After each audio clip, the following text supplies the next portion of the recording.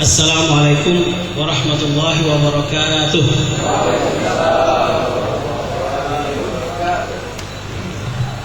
Kurang semangat ini. Assalamualaikum warahmatullahi wabarakatuh.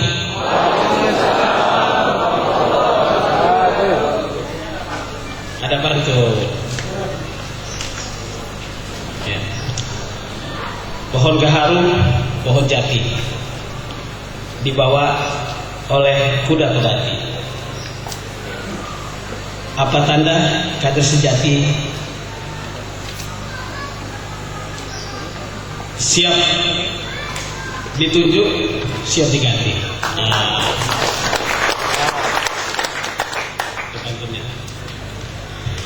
Alhamdulillahirabbil alamin wa bihi nasta'inu ala umuri dunya waddin. Wassalatu wassalamu ala sayyidil mursalin wa ala alihi wa ashabihi ajma'in.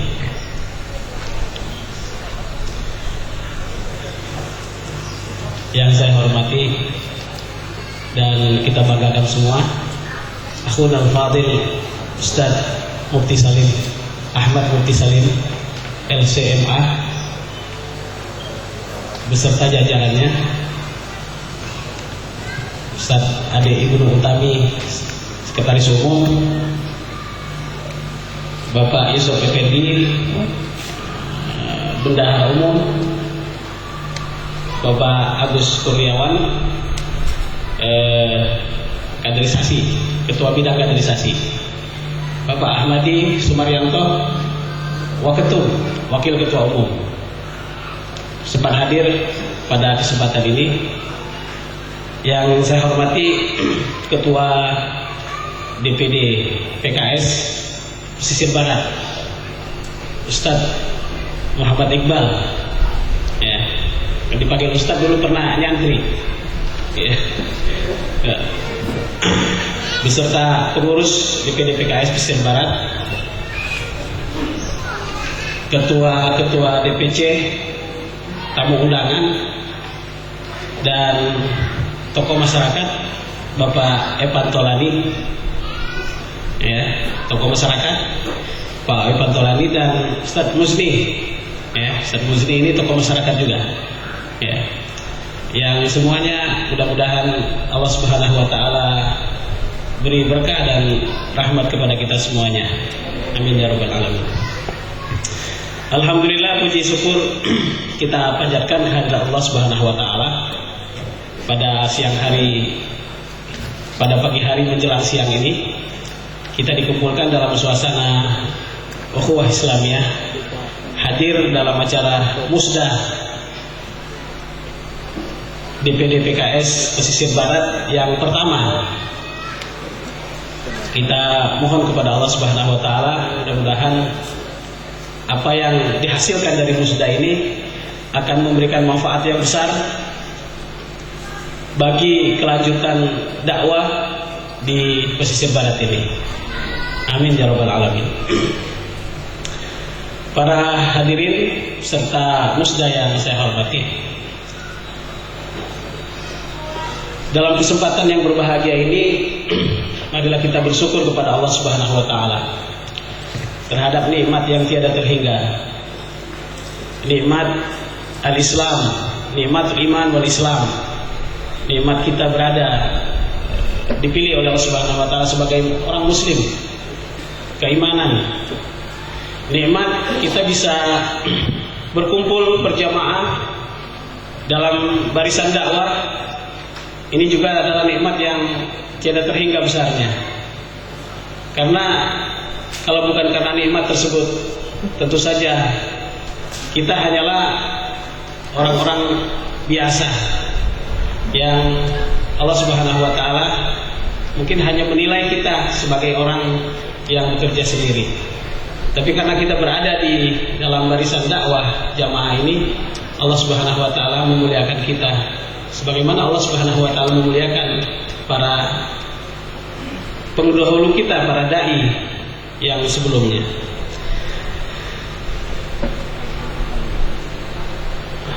Para ikhwah yang dirahmati Allah Subhanahu Wa Taala, Partai Keadilan Sejahtera sebelum sebelumnya PK, Partai Keadilan, adalah rentetan panjang dari gerbong dakwah yang sudah berlalu sebelumnya. Saya ingat benar, kira-kira tahun 95, 96 datang ke Keroy. Yang saya tuju itu mungkin masih ingat Pak Musni, sama Ustaz Abdul Hakim, ya, sama ustaz-ustaz yang lainnya, diskusi masalah agama di rumah Pak Musni. Tahun 95 belum ada partai. Kita sudah menjalin, merajut jalinan dakwah sebelum ada partai. Dan ketika ada kesempatan bahwa dakwah itu diformalkan dalam bentuk partai, atau supaya dia punya payung, ada payung hukum, maka kita pun membuat yang tadinya adalah halaqah-halaqah di pojok-pojok kamar, di rumah-rumah yang sepi, ya, tidak terlihat sendal, tidak terlihat apa-apa, tapi di situ ada pembinaan bertahun-tahun sampai Allah Subhanahu wa taala mengizinkan kita untuk membuka diri, dan kita buatlah namanya Partai Keadilan. Setelah itu menjadi Partai Keadilan Sejahtera. Oleh sebab itu partai kita ini adalah partai dakwah. Saya ingin tegaskan adalah partai dakwah, di mana dakwah adalah qabla kulli syai'. Sebelum segala sesuatu adalah dakwah. Dakwah adalah payungnya, dakwah adalah titik tolak bergeraknya, dan kepada dakwah itu juga orang-orang diajak. Dan Allah Subhanahu wa taala memuliakan para dai. Wa man ahsanu qaulan mimman da'a ila Allah. Tidak ada perkataan yang lebih baik di sisi Allah kecuali perkataan orang yang mengajak ke jalan Allah Subhanahu wa taala. Jadi kalau kita ingin kalimat thayyibah adalah bagaimana kita mengajak ke jalan Allah Subhanahu wa taala. Kemudian Rasulullah juga menjelaskan bahwa orang yang mengajak kepada kebaikan, dia akan mendapatkan pahala seperti orang yang mengerjakan. Jadi kalau ada orang yang orangnya satu tapi pahalanya 10, pahalanya 100, pahalanya mungkin 1.000, 1.000, ya 1.000 dulu baru 1 juta, ya seperti itu. Karena apa? Karena dia menunjukkan suatu kebaikan kemudian diikuti. Itulah sebabnya salah seorang ulama mengatakan, saya paling senang kalau ada orang yang tidak bisa baca Fatihah, ya tidak bisa baca Fatihah, kemudian saya datang mengajarinya dan dia bisa. Kenapa? Karena pasti Al-Fatihah ini akan dibaca terus olehnya, ya setiap hari paling tidak 17 kali, dan dia akan mendapatkan pahala terus. Ya, jadi orang yang tidak bisa baca Quran sama sekali, ajarkan Fatihah, kita akan mendapatkan pahala membaca Fatihah tersebut sampai orang tersebut meninggal. Nah kalau itu 1, kalau 10 ya kita ajari. Oleh sebab itu Rasulullah mengatakan, khairukum man ta'allamal Qur'an wa 'allamahu. Sebaik-baiknya kamu adalah orang yang mengajarkan Al-Quran dan orang yang belajar Al-Quran dan mengajar Al-Quran. Jadi inilah inti daripada partai dakwah adalah bahwa segala sesuatu tunduk kepada dakwah. Tunduk kepada dakwah. Oleh sebab itu di dalam kita berpartai ini, orang yang ada di partai ini juga adalah orang-orang yang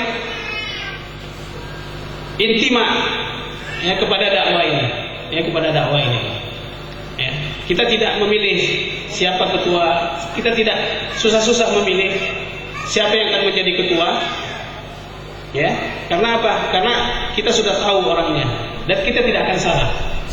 Karena apa? Karena kita sudah bina mereka dan sudah kenal loyalnya kepada Allah Subhanahu wa taala dan Rasul dan kepada jemaah. Nah, itu yang pertama saya ingin menjelaskan, menegaskan bahwa partai kita ini partai dakwah dan tidak pernah melenceng dari tujuan dibentuknya dakwah ini, yang semula memang kita sudah komitmen untuk berdakwah di jalan Allah Subhanahu wa taala. Itu yang pertama. Yang kedua, setelah Munas kita menetapkan tagline kita adalah berkhidmat untuk rakyat. Berkhidmat untuk rakyat. Ini penting karena apa? Karena di samping tujuan kita mengajak kepada jalan Allah Subhanahu wa taala, juga kader-kader dakwah ini bisa memberikan manfaat kepada orang lain.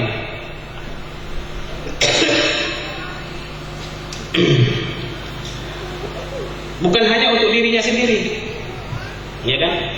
Orang tidak cukup dengan saleh, tapi dia harus muslim. Salihun itu li nafsihi. Kalau dia saleh untuk dirinya sendiri. Kalau dia muslim itu adalah untuk orang lain. Dia baik tapi juga bisa memperbaiki. Oleh sebab itu salah satu kaidah di dalam dakwah itu adalah aslih nafsaka wad'u ghairaka. Perbaiki dirimu tapi ajaklah orang lain. Ya, perbaiki dirimu dan ajaklah orang lain. Dalam sebuah hadis Rasulullah menjelaskan tentang pentingnya kita bermasyarakat dan mengkomunikasikan dakwah ini kepada masyarakat. Salah seorang sahabat yang namanya Abdus Salam. Abdus Salam, dia ini mantan pendeta Yahudi. Ketika Rasulullah SAW datang ke Madinah, dia ikut menyambut walaupun dia agamanya lain. Karena apa? Karena kebiasaan orang Madinah itu kalau ada orang datang, orang baru datang, dia menyambut siapapun orangnya, disambut. Apalagi ini tokoh yang ditunggu-tunggu, yaitu Rasulullah SAW. Maka hadirlah di situ orang Yahudi, hadir Muhajirin dan Ansor. Kemudian salah satunya adalah yang hadir adalah pendeta Yahudi yang namanya Abdus Salam. Dia katakan, bercerita, yang pertama kali saya dengar, pertama kali saya melihat Rasulullah, melihat Muhammad, ketika dia bercerita ini sudah Islam, sudah masuk Islam. Pertama kali saya melihat Rasulullah adalah ketika dia menyampaikan suatu perkataan yang sangat menyentuh hati. Dia katakan, ya ayuhan nas, wahai manusia. Kenapa di sini ya ayuhan nas, bukan ya ayuhal muslimun, bukan ya ashabi, bukan para sahabatku. Saya katakan karena yang hadir di sini bukan hanya Rasulullah, bukan hanya para sahabat, tapi ada orang Yahudi. Ya ayuhan nas, afsus salam. Wahai manusia, sebarkanlah salam. Wa at'imut ta'am, berilah makan. Wasilul arham, bersilaturahmilah. Wasallu bil laili wan nasu niyam, salatlah pada malam hari manusia dalam keadaan tidur. Tadkhulul jannata bisalam, kamu akan masuk surga dengan selamat. Yang pertama adalah afsus salam, sebarkan salam.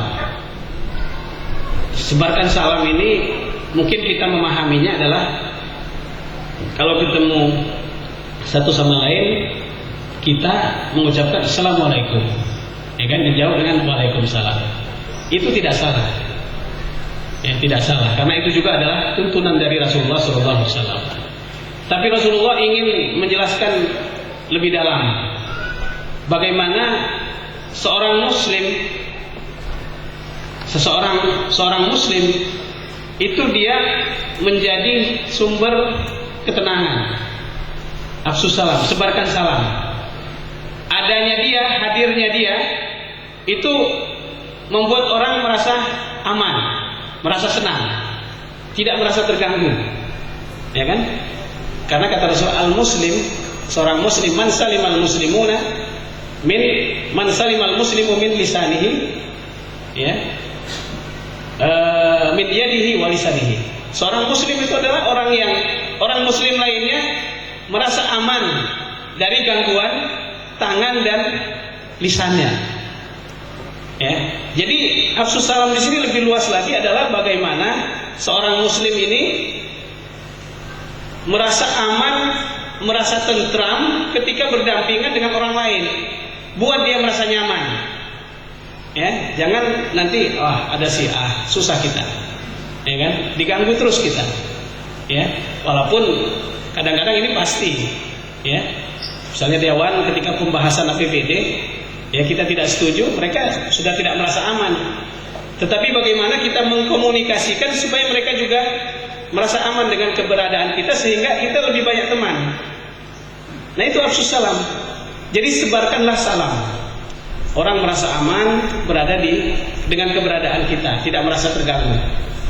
Ya. Kemudian yang kedua, wa'at'imut ta'am, berilah makan. Ya, berilah makan. Ini penting. Karena apa? Karena orang kalau diberi makan itu, ya, kalau kata orang Arab itu, ya, jawe qalbak yadba. Ya, apa namanya?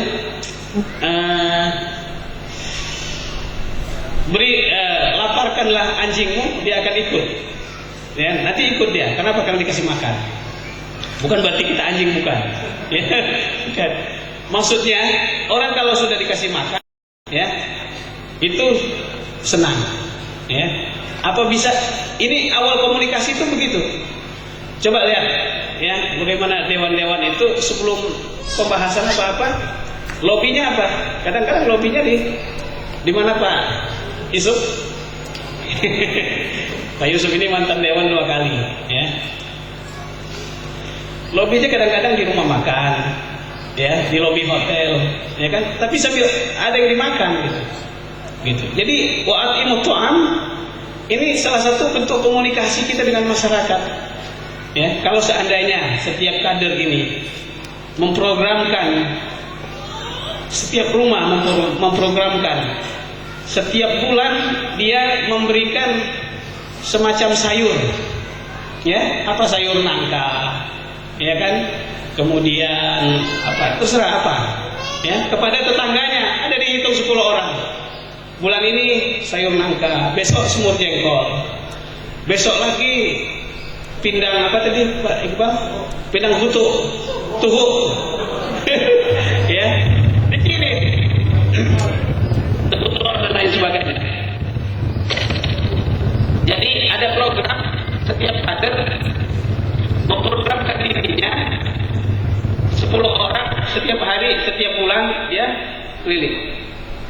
Kalau kita ada 100 kader, ya, itu sudah 1000. Sudah 1000 yang bisa kita dekati. Mungkin sekali, 2 kali, kalau 10 kali, kalau sudah 100 kali, ya, setiap bulan kita kasih. Ya, kita saja, kita yang kalau diberi, ya, saya kalau diantari, saya sering juga diantari tetangga itu, apa namanya, 1 mangkok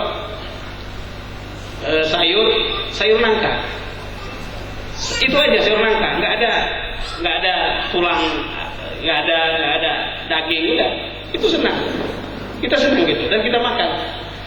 Nah, apalagi kalau kita yang memberi, ya, memberi kepada mereka. Nah, ini salah satu bentuk wa'at'imut ta'am. Ya, lebih dari itu adalah bagaimana cara kita untuk memberikan kepada kita jalan-jalan mencari ta'am ini, ya. Kemudian wasilul arham, ya, wasilul arham dan silaturahmi, ya, silaturahmi. Ini penting silaturahmi ini, ya. Kalau perlu setiap kader ini dia punya data orang-orang yang akan disilaturahmi bulan ini di program setiap minggu 1 terus, ya, silaturahmi, datang ke rumahnya. Apalagi kalau kita sebagai pejabat publik, ya, mungkin nggak bawa apa-apa, ya, cuma bawa harapan saja, bawa harapan, ya. Saya hanya akan menyampaikan 2 hadis saja, tapi insya Allah mudah-mudahan 2 hadis ini cukup sebagai bekal kita bagaimana cara kita berkhidmah dengan masyarakat.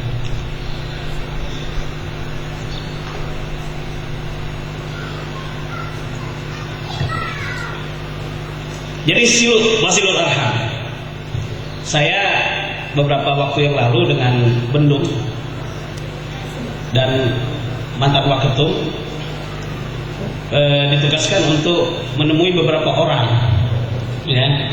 Ketemulah dengan Pak Nur Mahmudi, ya, untuk cari dana untuk di Metro. Jadi ketemulah dengan Pak Nur Mahmudi.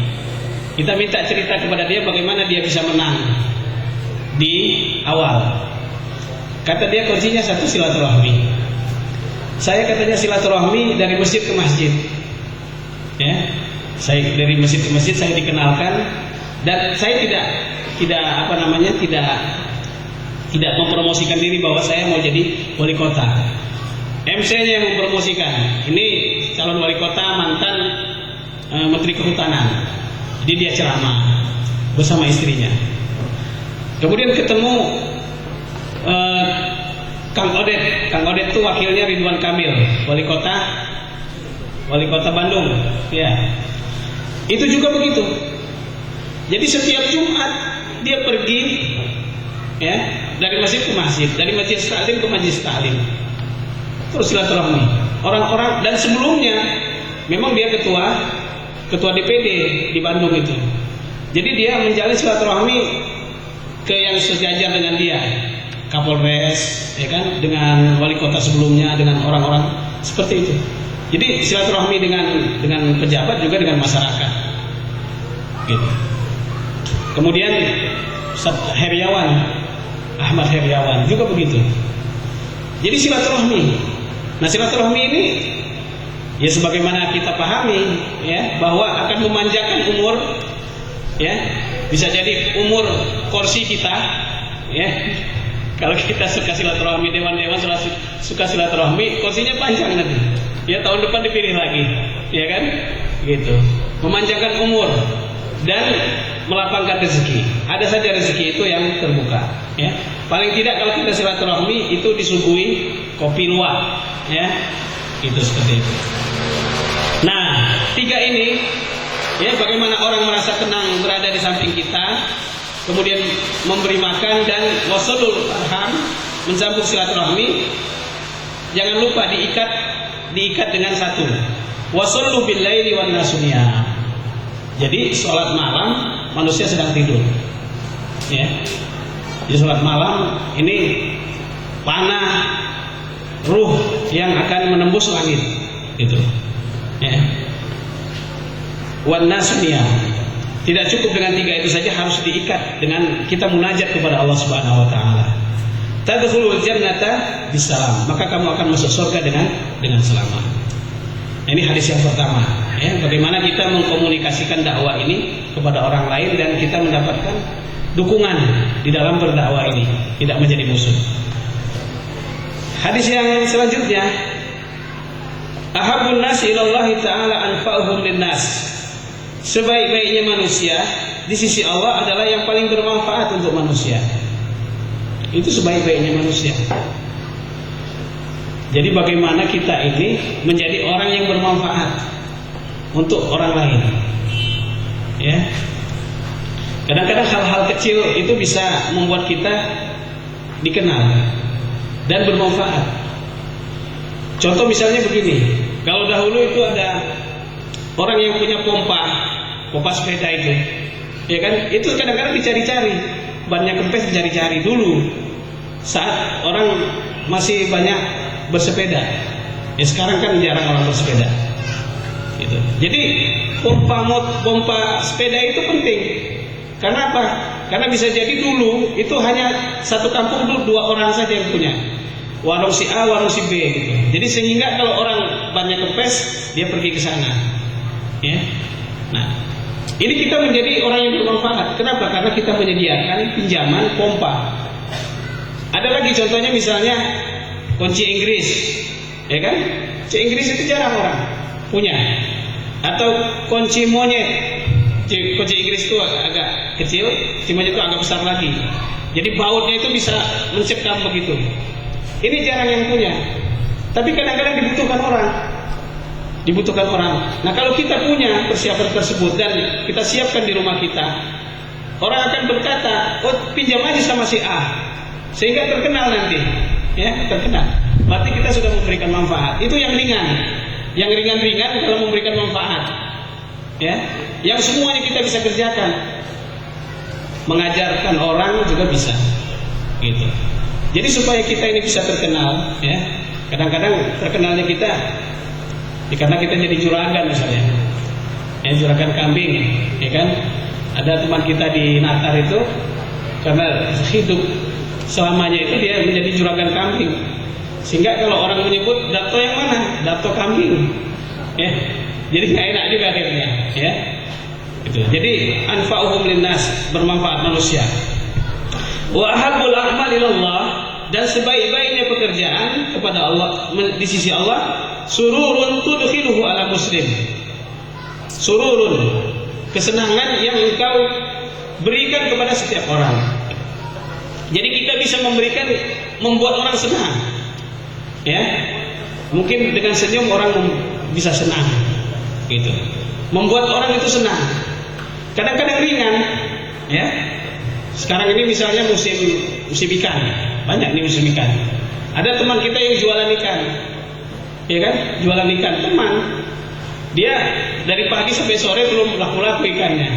Ditawarin kepada kita, di rumah kita sudah ada ikan. Nah, bagaimana menyenangkannya? Kita beli ikannya itu. Loh, kok kita beli? Kan di rumah masih ada. Sekedar untuk menyenangkannya. Ya, menyenangkannya. Ketika kita beli dia senang gitu. Gitu. Jadi tidak harus memberi, tetapi bisa juga dengan kita membeli apa yang dia jual. Itu menyenangkan. Nah, ini bisa dikembangkan, ya. Sururun tudkhiluhu ala muslim. Ya, bagaimana orang kalau ketemu kita itu dia merasa senang, ya, merasa senang gitu. Nah, kalau orang-orang Arab, ya, orang-orang Arab, syekh-syekh Arab itu biasa di kantongnya itu ada permen, ada coklat, ada permen. Ya, kantongnya kan banyak, besar, kiri kanan itu, ya, kantongin permen dia. Jadi kalau ada anak kecil, ya, anak kecil, anak ikhwah itu dikasih sama dia permen tersebut, kasih coklat. Siapa anak-anak yang tidak senang kasih coklat? Jangankan anaknya, bapaknya yang melihat anaknya dikasih coklat itu senang gitu, ya kan? Jadi itu, ya, suatu ketika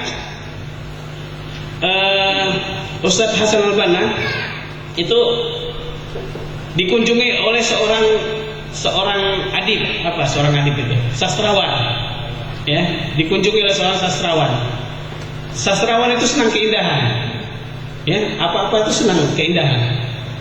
Jadi ketika dia mengantar